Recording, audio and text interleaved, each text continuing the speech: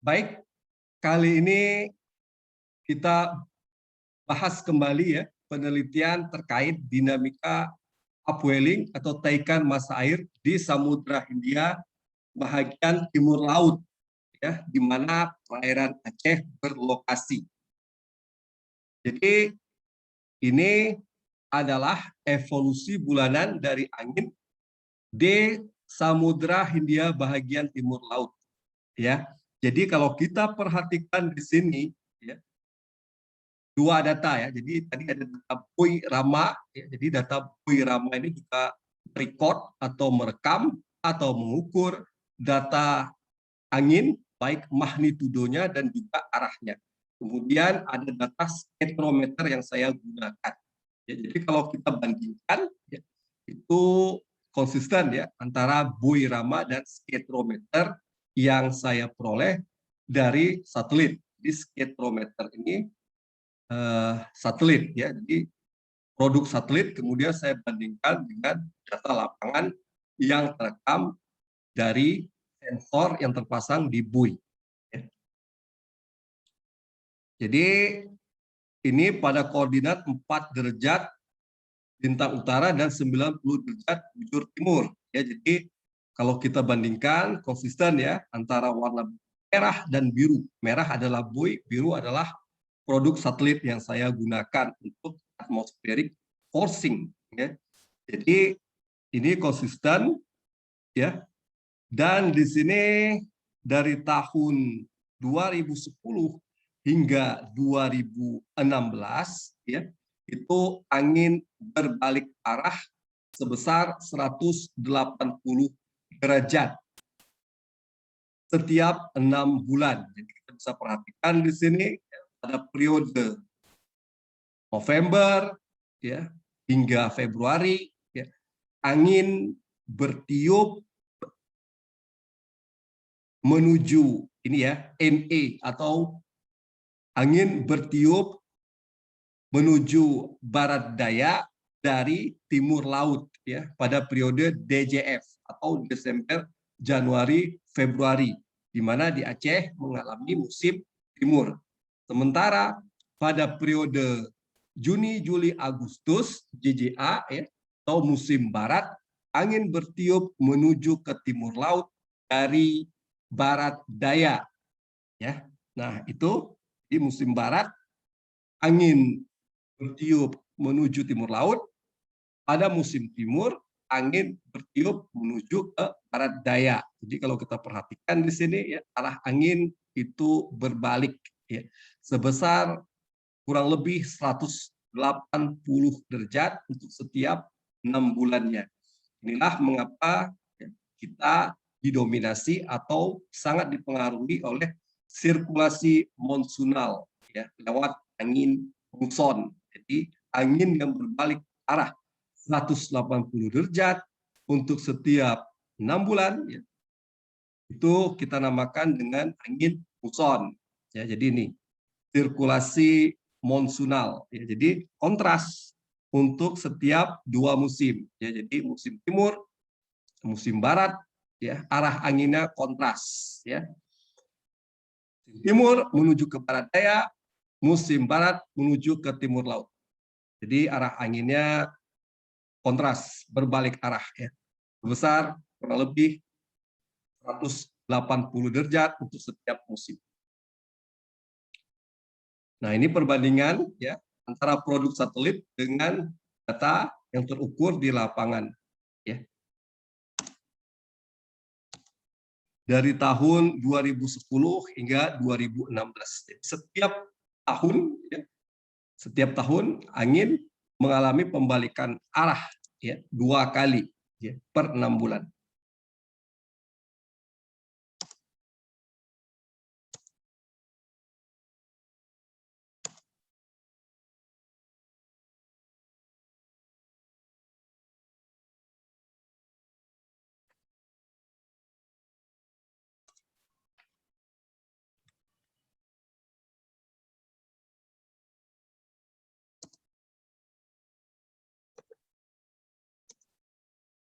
Nah, ini ya Jadi forcing atmosfer yang menginduksi upwelling atau membangkitkan upwelling. Ini saya wakili ya, musim timur pada bulan Februari, musim barat pada bulan Agustus. Jadi ingat tadi itu ada komponen angin zonal dan meridional yang kita rotasikan agar ya mengikuti bentuk pantai Aceh yang miring sebesar 45 derajat.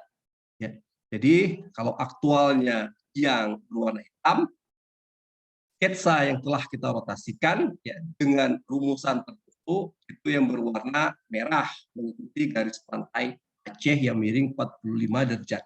Jadi U menjadi U aksen dengan rumusan yang telah saya sampaikan pada video kuliah kita sebelumnya, dan V aksen ya, V menjadi V aksen dengan rumusan yang telah saya sampaikan pada kuliah kita sebelumnya. Jadi nanti nilai U aksen ini bisa positif, bisa negatif. Demikian pula dengan V aksen, nilainya bisa positif, bisa negatif. Nah, di sini ya, ini wind stress, stress angin bulanan dalam satuan Newton per meter persegi, itu vektornya. Jadi kita bisa perhatikan ini legendanya 0,3 Newton per meter persegi. Jadi vektor ini ada yang panjang, ada yang kecil. Ya. Acuannya adalah yang tertera atau yang tampil di legenda. Jadi sebesar ini vektornya itu besarnya ya memiliki wind stress sebesar 0,3 Newton per meter persegi. Nah, kemudian ada yang berwarna merah, latar berwarna merah dan biru. Biru mengindikasikan zona downwelling. Ingat di sini nilai W-nya itu kurang dari 0. Sementara yang merah ya itu W ya, atau kecepatan vertikalnya itu lebih besar daripada 0. Kita identifikasikan sebagai daerah upwelling. Jadi mudah ya. Kita hitung kecepatan vertikalnya dengan rumusan yang telah saya tampilkan pada video sebelumnya. Dan ketika kita peroleh nilainya lebih besar daripada 0 positif, maka ya, itu adalah Ekman suction. Ya. Dan kita interpretasikan ya, sebagai daerah upwelling atau taikan massa air. Sementara yang berwarna biru jika kecepatan vertikalnya itu bernilai kurang dari 0 atau negatif. Ya. Itu kita sebut dengan Ekman suction. Ekman pumping. Ya. Jadi jika kecepatan vertikalnya kurang dari 0, kita sebut Ekman pumping atau daerah downwelling dalam satuan meter per hari. Ya, ingat di sini yang plus suction ya, Ekman suction itu wilayah upwelling, yang negatif wilayah downwelling. Jadi kita perhatikan di sini di mana saja wilayah upwelling atau sering identik dengan wilayah fishing ground atau daerah tangkapan ikan. Nah, jadi di sini ya northeasterly ya musim timur dan musim barat itu terkait dengan monsunal ya, angin muson. Kemudian ini telah kita rotasikan komponen angin zonal dan meridional. Ya. Jadi di sini ya ini untuk komponen angin zonal yang kita rotasikan. Jika nilainya positif, maka ya itu adalah daerah downwelling. Sementara jika nilainya negatif, maka ya itu menjadi daerah upwelling. Ya. Jadi kita perhatikan di sini ya U minus U aksen ini nilainya negatif ya itu bergerak sejajar pantai, maka terbentuk upwelling. Nah ini sesuai dengan teori Ekman. Ya. Jadi ketika kita hitung ya setelah kita rotasikan komponen angin zonalnya, kita hitung jika nilainya positif ya maka ya sesuai dengan Ekman teori itu adalah daerah downwelling. Sementara jika nilainya negatif, dia bergerak sejajar pantai, ya, maka terbentuk daerah upwelling. Jadi kita bisa sebut di sini ya, untuk penggunaan teori Ekman ini berlaku untuk wilayah yang berdekatan dengan pesisir, artinya berdekatan dengan garis pantai. Jika dia bergerak sejajar pantai, maka besar kemungkinan ada peluang terbentuk upwelling di daerah tersebut. Ya. Itu kita hasilkan melalui komputasi angin zonal ya, yang telah kita rotasikan. Ya, jika nilainya negatif dan bergerak sepanjang pantai, maka ada indikasi terbentuk upwelling di daerah tersebut. Nah, ini berdasarkan forcing oceans untuk melihat upwelling ya. Jadi forcing oceans demikian juga di sini kita rotasikan sebesar 45 derajat ya.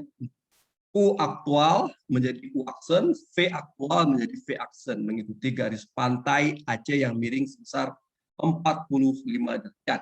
Jadi tadi thermal front driven upwelling atau upwelling yang dibangkitkan oleh thermal front itu kita rata-ratakan dari permukaan ya 0,5 meter hingga 10 meter. Ya, jadi masih di permukaan ya. Jadi kita lihat di sini ya, ini mewakili setiap musim, ya, musim timur diwakili dengan bulan Februari, NE, musim barat diwakili dengan bulan Agustus. Jadi kalau kita perhatikan di sini warm current atau arus panas, arus hangat itu ada di Selat Malaka karena perairannya dangkal, jadi radiasi matahari dapat dengan mudah ya penetrasi hingga ke kedalaman 75 meter atau 85 meter, mengakibatkan Selat Malaka menjadi lebih cepat panas dibandingkan wilayah Laut Andaman dan juga Samudra Hindia. Di sini cold current atau arus dingin itu di Samudra Hindia dan Laut Andaman. Pertemuannya itu berada di pintu masuk bahagian utara Selat Malaka atau tepatnya di timur atau tepatnya di barat laut Selat Malaka ya. Jadi terbentuk di sini warm pool atau kolam air hangat. Ingat ya, saya telah menjelaskan pada video sebelumnya arus Oyasiwo dan arus Kuroshio ya. Ketika bertemu arus Oyasiwo yang dingin yang datang dari kutub, arus Kuroshio yang datang dari khatulistiwa, arus hangat kemudian bertemu, arus dingin bertemu dengan arus hangat di lepas pantai timur Jepang, maka terbentuk warm pool. Jadi demikian pula mekanisme yang terjadi di pintu masuk atau pintu keluar ya Selat Malaka di bahagian barat laut.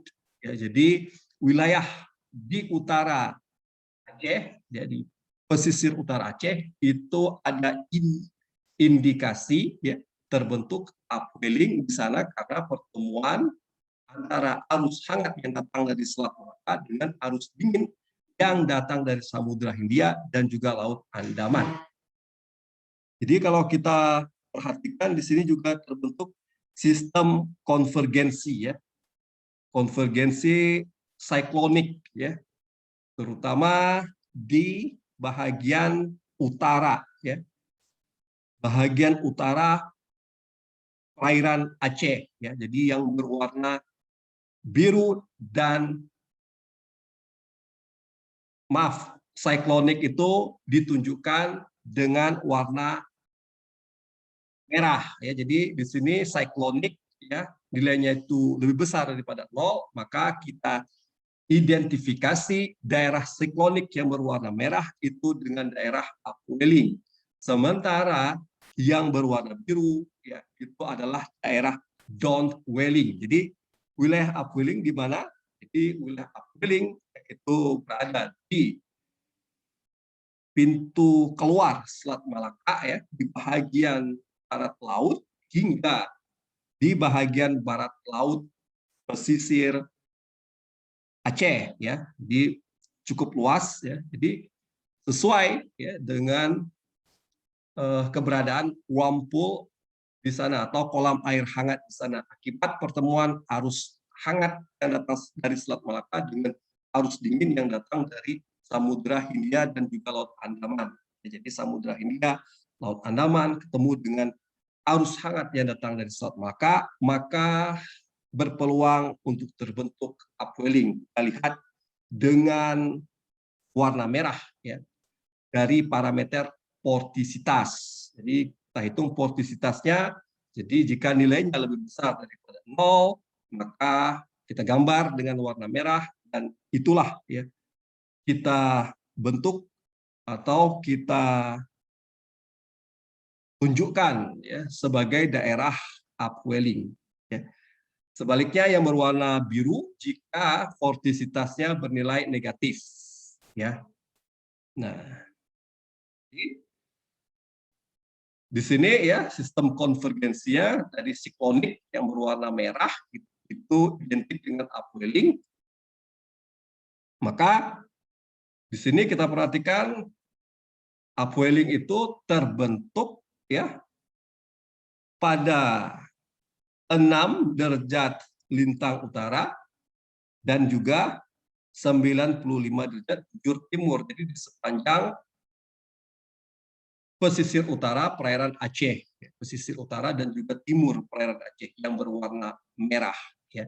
Jadi kalau kita perhatikan di sini ada arus hangat, arus dingin yang datang dari Laut Andaman dan juga Samudra Hindia bertemu di utara perairan Aceh, ya di pintu keluar ya atau pintu masuk boleh juga di bagian barat laut Selat Malaka. Ya, jadi ini ya. Ini kita identifikasikan dengan daerah upwelling yang berwarna merah dengan nilai lebih besar daripada 0. Nilai vorticity-nya lebih besar daripada 0. Sehingga terbentuk sistem konvergen atau siklonik di wilayah tersebut. Nah, jadi kurang lebih, jadi kira-kira ya disinilah ya di posisi inilah yang menjadi pusat. Tadi kan pertanyaan risetnya pusat upwelling itu berada di mana, dan saya bisa tunjukkan bahwa berdasarkan kalkulasi vortisitas dan dinamika Ekman, maka saya tunjukkan bahwa pusat dari upwelling itu berada pada 95 derajat bujur timur dan juga 6 derajat lintang utara. Ya, jadi coverage-nya atau luasannya adalah sebesar box berwarna hitam. Ya, dengan center atau dengan pusat berada pada koordinat 6 derajat lintang utara dan 95 derajat bujur timur. Terjadi ya pada bulan Februari di musim timur ya. Sementara di musim barat kebalikannya. Di pantai utara Aceh terbentuk downwelling. Ya. Pusatnya juga berada pada koordinat 6 derajat lintang utara dan juga 95 derajat bujur timur. Nah, ini ya cross sections dari indikasi upwelling ya, atau penampang lintang dari indikasi upwelling dengan DZ ya mencapai 100 meter ya, masih di mixing layer. Jadi kalau kita perhatikan di sini ya, yang berwarna kuning ya, ini adalah wilayah yang dekat dengan pesisir utara Aceh atau tepatnya di barat laut Aceh. Jadi kalau kita perhatikan ketika terbentuk upwelling pada bulan Februari di musim timur ya, salinitasnya ini terbentuk seperti ini ya. Jadi dari lepas pantai menuju ke pesisir salinitasnya meningkat ya.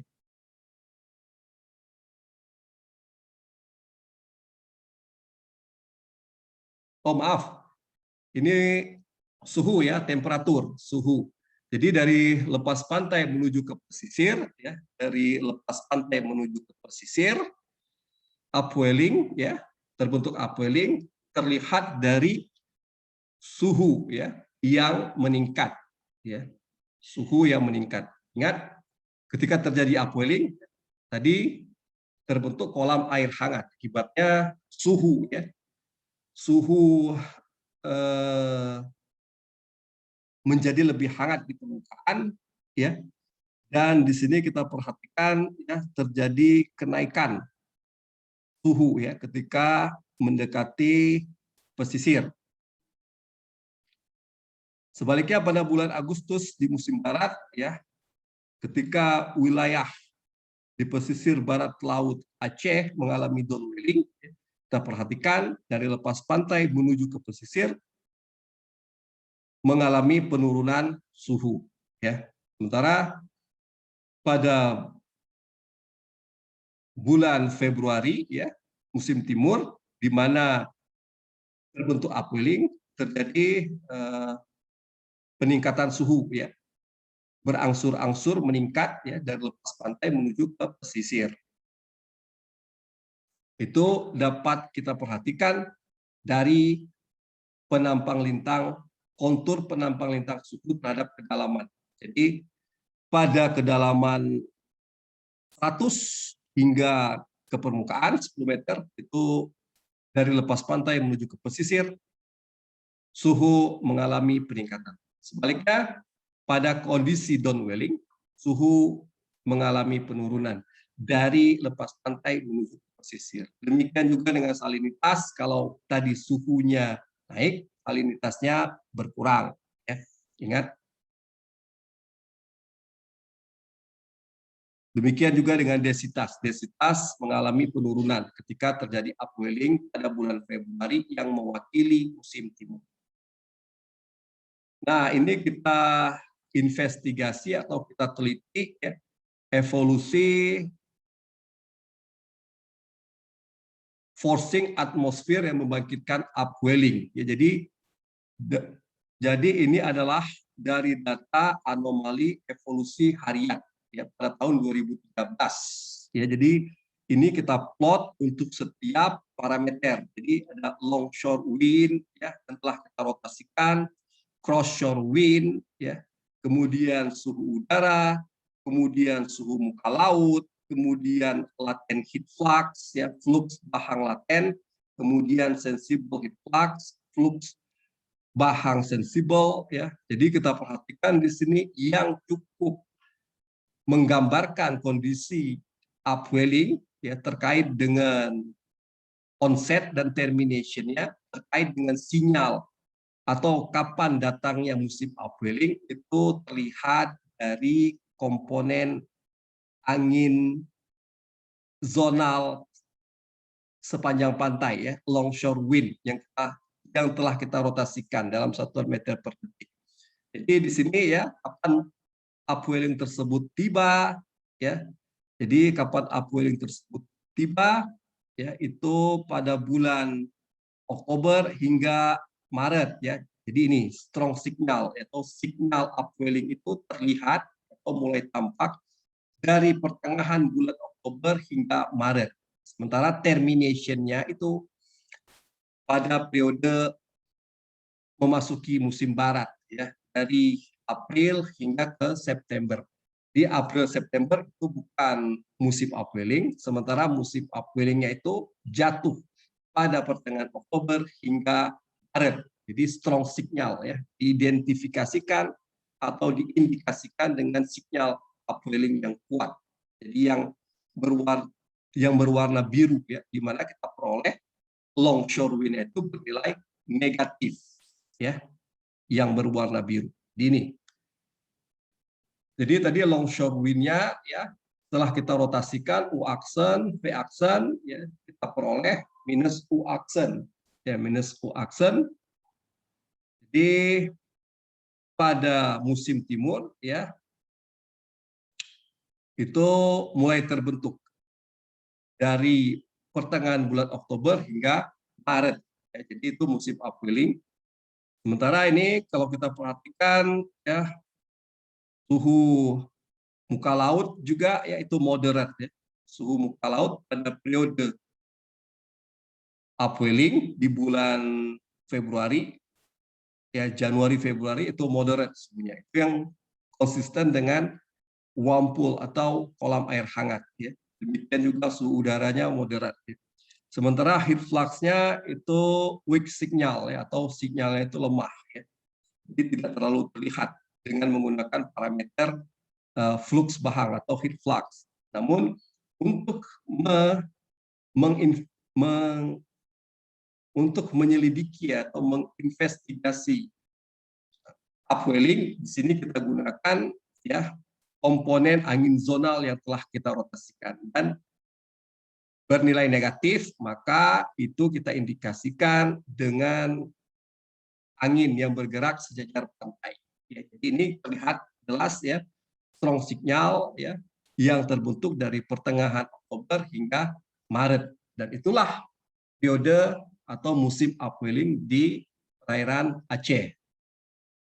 Setelah Maret, April hingga September itu bukan musim upwelling. Nah, kalau dengan parameter oceans melalui suhu muka laut, ya, jadi suhu muka lautnya itu moderate atau hangat-hangat kuku ya, demikian.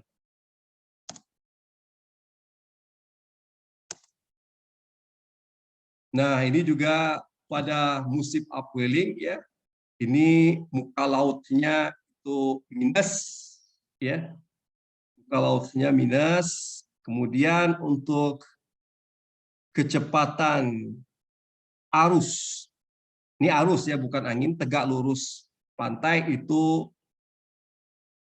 besar, artinya bernilai positif, outward, jadi bergerak keluar ya.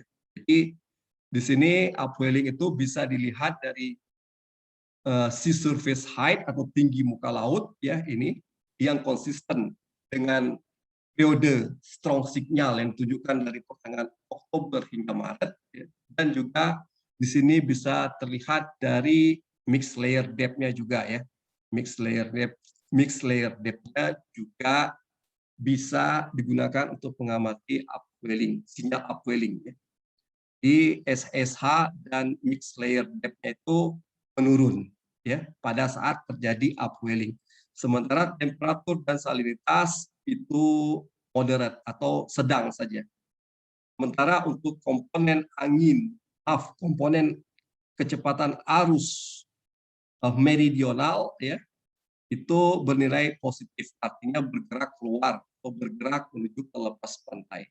Sementara untuk kecepatan komponen arus meridional yang sejajar pantai itu menunjukkan sinyal yang lemah. Jadi upwelling itu bisa dilihat dari SSH ya, MLD untuk parameter oceans atau forcing oceans-nya.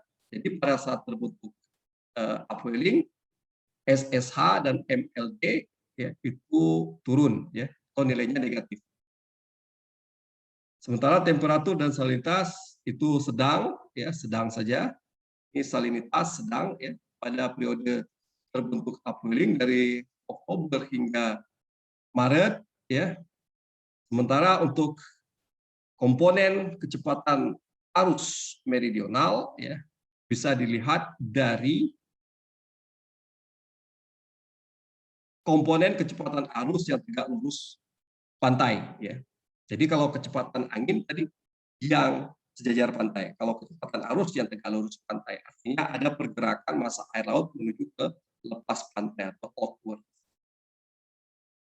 Nah, ini masih juga terkait dengan evolusi ya, yang membangkitkan dinamika Ekman ya, jadi dari bulan Januari hingga Desember ya. Jadi ini Ekman pumping ya, kemudian Ekman suction. Jadi Ekman suctions-nya itu ya bernilai positif, yaitu terlihat dari pertengahan Oktober hingga pertengahan April ya. Vortisitasnya juga demikian ya, bernilai positif tadi ya, siklonik dari pertengahan Oktober hingga pertengahan April. Sementara ini transport Ekman tegak lurus pantai ya. Ini transport Ekman untuk kecepatan arus ya dalam satuan speed drop. Ya. Jadi tetap saja di sini yang bisa kita jadikan acuan adalah Ekman suction dan juga vortisitas yang terlihat dengan jelas sinyal upwelling yang terbentuk ya pada periode pertengahan Oktober hingga April, ya. Demikian juga dengan vortisitas yang terbentuk dari pertengahan Oktober, yang terbentuk dari pertengahan Oktober hingga pertengahan April. Inilah musim-musim upwelling yang terjadi di perairan Aceh. Jadi konsisten, ya, baik itu Ekman suctions ya, dengan vortisitas yang bernilai positif atau sistem konvergensi, atau kemudian kita interpretasi dengan siklonik. Ya, jadi secara evolusi ya, sinyal itu terbentuk dari pertengahan Oktober, sinyal upwelling dalam hal ini pertengahan Oktober hingga Maret, ya, itu secara umum. Dilihat dari forcing atmosfer dan juga dari forcing oceans. Di forcing ocean itu bisa SSH tadi, bisa suhu, bisa salinitas, bisa MLD.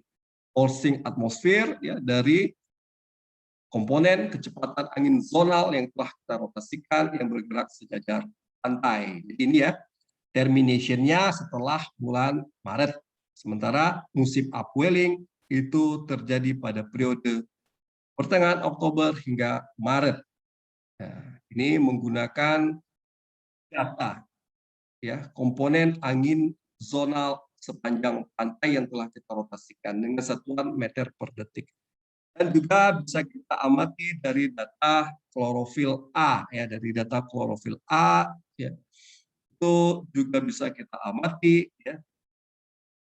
Ini kita rata-ratakan ya pada box yang kita buat ya di pesisir utara perairan Aceh yang menjadi lokasi upwelling. Ya, tadi kita telah tunjukkan ya lokasi upwelling itu ya, berada di pesisir berada di pesisir dan lepas pantai utara wilayah Laut Aceh. Ya. Jadi disinilah kita rata-ratakan setiap parameter baik itu forcing atmosfer maupun forcing oceans.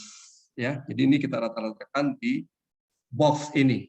Ya, demikian juga dengan variabel biologi ya lewat data klorofil. Itu konsisten dengan forcing atmosfer dan juga forcing oceans. Ya, jadi periode atau sinyal atau musim upwelling itu terbentuk dari pertengahan Oktober hingga Maret. Termination-nya atau berakhirnya setelah bulan Maret. Jadi kalau kita perhatikan di sini, kita rata-ratakan pada box yang kita anggap inilah wilayah upwelling di perairan Aceh yang berlokasi di pesisir hingga lepas pantai utara wilayah Laut Aceh. Ya, jadi kita perhatikan sini klorofilnya juga melimpah. Ya, banyak klorofil pada periode di bulan Januari hingga Maret ya dengan konsentrasi itu lebih dari 0 miligram per meter kubik ya.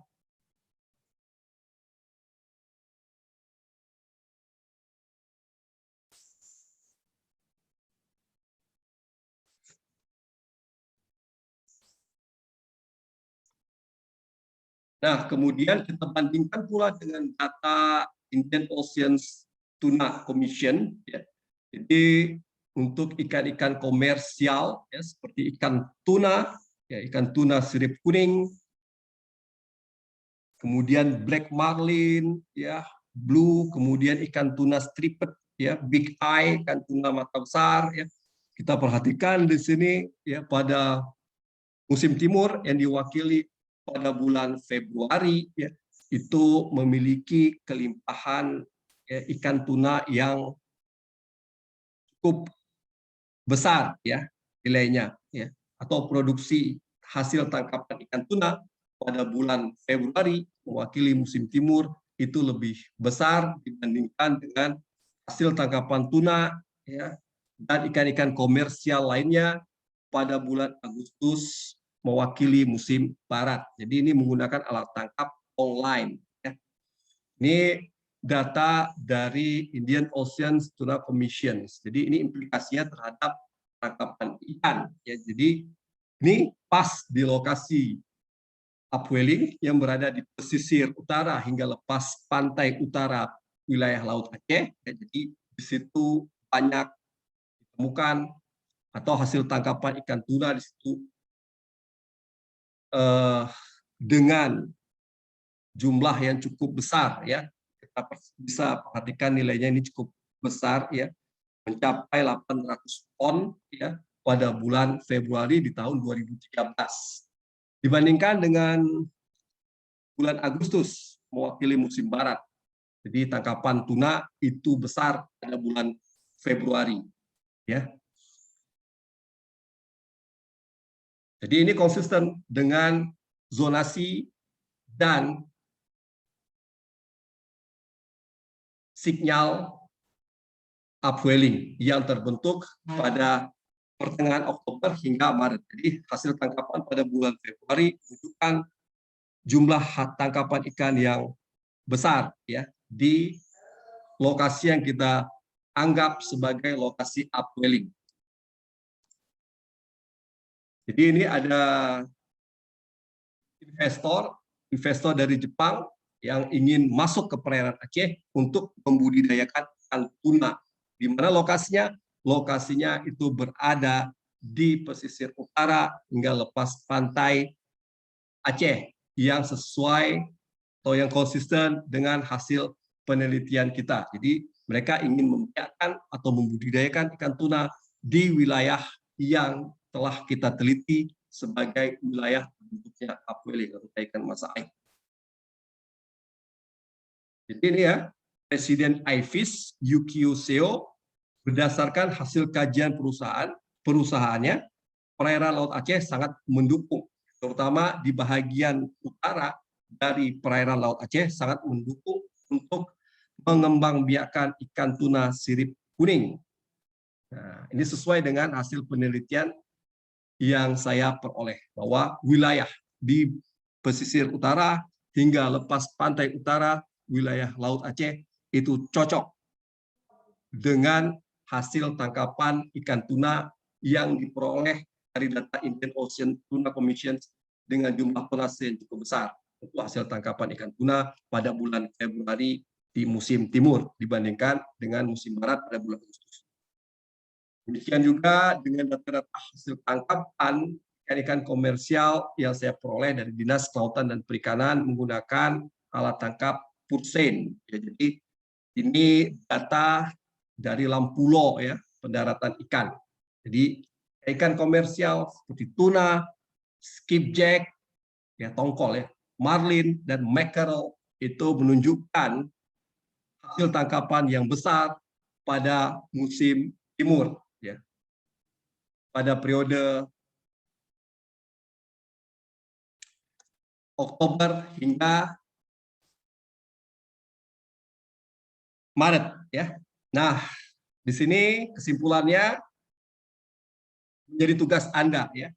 Jadi tadi pertanyaan risetnya menganalisis, ya, forcing ocean atmosphere yang membangkitkan upwelling, kemudian identifikasi pembentukan upwelling. Untuk conclusion atau kesimpulannya ini menjadi tugas Anda. Parameter atau forcing atmosphere apa saja dan forcing ocean apa saja yang berpengaruh terhadap terbentuknya upwelling di pesisir utara dan lepas pantai utara perairan Aceh. Silakan dikerjakan. Demikian ya. Assalamualaikum warahmatullahi wabarakatuh.